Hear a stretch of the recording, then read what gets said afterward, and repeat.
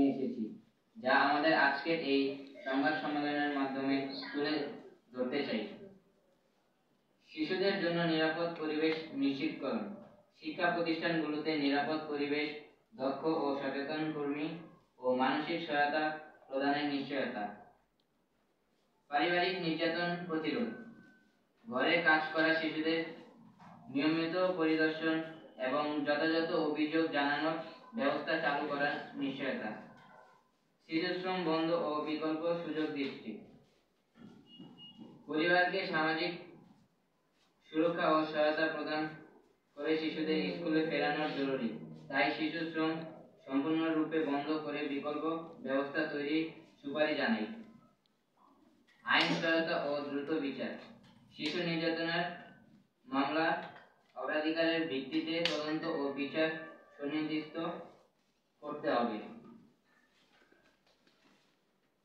সচেতনতা বৃদ্ধি ও মানসিক সহায়তা। অভিভাবক, শিক্ষক ও নিয়োগকর্তাদের জন্য প্রশিক্ষণ ও সচেতনতা কার্যক্রম বাড়াতে হবে। মিডিয়ার ভূমিকা। শিশু পরিচয় গোপন রেখে সংবাদ প্রকাশ এবং শিশু অধিকার বিষয়ে ইতিবাচক প্রচারণা চালাতে হবে। সরকার ও এনজিও সমন্বিত পদক্ষেপ। শিশু সুরক্ষায় সমন্বিত জাতীয় কর্মপরিচালনায় তৈরি ও বাস্তবায়ন করতে হবে। সাইবার বুলিং ও অনলাইন অপরাধ প্রতিরোধ। শিশুদের সুরক্ষা, সাইবার বুলিং ও অনলাইন নির্যাতনের বিরুদ্ধে বিশেষ আইন প্রয়োগ ও সচেতনতা কার্যক্রম জোরদার করতে হবে। শিশু বান্ধব সাইবার হেল্পলাইন ও দ্রুত প্রতিকার ব্যবস্থা চালু করতে হবে, যাতে ভুক্তভোগীরা সহজে অভিযোগ জানাতে পারে। স্কুল ও কলেজের পর্যায়ে ডিজিটাল সেফটি শিক্ষা চালু করতে হবে, যাতে শিশুরা ইন্টারনেট ব্যবহারে সতর্ক হয় এবং ঝুঁকি থেকে নিজেদের সুরক্ষা রাখতে পারে।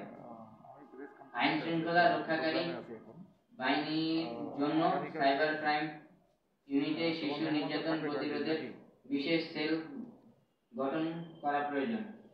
আমাদের কিছু প্রশ্ন। রাষ্ট্রের কাছে আমাদের কিছু প্রশ্ন রয়েছে, যার উত্তরের মাঝে লুকিয়ে রয়েছে সম্ভাবনা ও সমাধান। রাস্তায় কেন শিশু থাকবে? গৃহকর্মে কেন শিশু থাকবে? সমাজ কেন শিশুদের সহজলভ্য হিসেবে ব্যবহার করবে? আইন কেন অর্থের কাছে কাঁদবে? সর্বোপরি এই কনফারেন্সের মাধ্যমে আমরা বলতে চাই, আমরাই আগামী দিনের ভবিষ্যৎ। আমাদের রক্ষার জোরালো আওয়াজ তুলুন, নয়তো আগামীতে আপনাদের শিশুরাও এই সমাজের দ্বারা আক্রান্ত হবে।